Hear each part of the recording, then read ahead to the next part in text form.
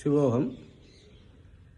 நாம் வீடுகளிலே இல்லை கோவில்களிலே பூஜை செய்யும் பொழுது ஒரு மந்திரம் நைவேத்தியம் பண்ணும்போது இந்த வெத்தலை பாக்கு தேங்காய் இதெல்லாம் செய்யும்பொழுது ஒரு மந்திரம் சொல்கிறோம். பூகீபல சமாயுக்தம் நாகவல்லி தளிருதம் கற்பூர்ண சூர்ண சம்யுக்தம் தாம்பூலம் பிரதரிக்கதாம். இப்போ பகவானுக்கு தாம்பூலத்தை நாம் தரிக்கிறோம், கொடுக்குறோம். அது எப்படி இருக்கணுமா அந்த தாம்பூலம்? பூகீபல சமாயுக்தம். பூகி பழம் அப்படின்னா பாக்கு பழம், மிக உலகத்திலேயே மிக உயர்ந்தவான பழம். அந்த பழம் எத்தனை நாள் ஆனாலும் அழுகியே போகாது. அந்த பழத்துக்கு பேர் பூகி பழம்.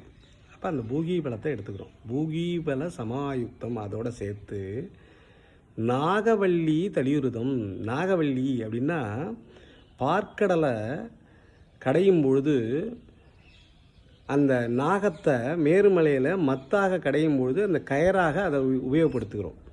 அப்போ அந்த பாம்பு அந்த மேருமலையில் ஓடும்போது அந்த மத்தில் ஓடும்பொழுது வரி வரியாக உழறதான். அந்த மத்தில் நம்ம வீட்டில் கூட பால் கடையும் போது அந்த மத்து நம்ம தயிர் கடைஞ்சி வெண்ணெய் எடுக்கும்போது அந்த மத்தில் கயரை போட்டு திரிக்கும்போது பார்த்திங்கன்னா ஒரு கோடு கோடாக விழுந்திருக்கும். அதேமாரி அதில் இருக்குது. அந்த கோடு இந்த நாகத்தை இழுத்ததுனால வந்த கோடு எப்படியோ அதேமாரி இந்த இலையில் பின்னால் பார்த்தீங்கன்னா கோடு கோடாக இருக்கும். அதனால தான் இதுக்கு நாகவல்லி இலை அப்படின்னு பேர். அந்த நாகவல்லி இலையை நம்ம எடுத்துக்கணும். எப்படி எடுத்துக்கணுமா?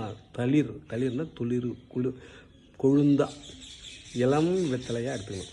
அதான் பூகீபல சமாயுக்தம் நாகவல்லி தளிருதம். அந்த இலசான அந்த வேலை இதை எடுத்துக்கணும்.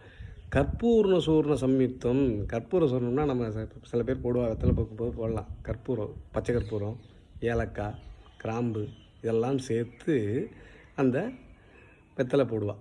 அதே அந்த அது எல்லாத்தையும் பொடி பண்ணினோம்னா அதுக்கு சூரணம்னு பேர். அந்த கற்பூர வள்ளியில் இந்த சூர்ணத்தை வச்சு நாம் போடணும். அப்போ என்ன சொல்கிறான்? பூகீபல சமாயுக்தம் நாகவல்லியை தளியுருதம் கற்பூர சூர்ண சம்யுக்தம்.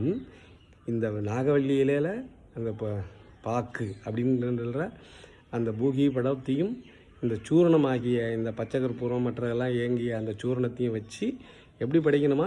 தாம்பூலமாக பகவானுக்கு கொடுக்கணும். அப்படி கொடுத்தா தான் அதுக்கு முழு பலன் உண்டு அப்படின்னு சொல்லியிருக்கு. அதுக்கு தான் இந்த மந்திரம் சொல்லும்போது எப்படி சொல்கிறோம்? பூகீபல சமாயுக்தம் நாகவல்லி தளியுருதம் கற்பூர்ண சூர்ண சம்யுக்தம் தாம்பூலம் பிரதரிக்கதா.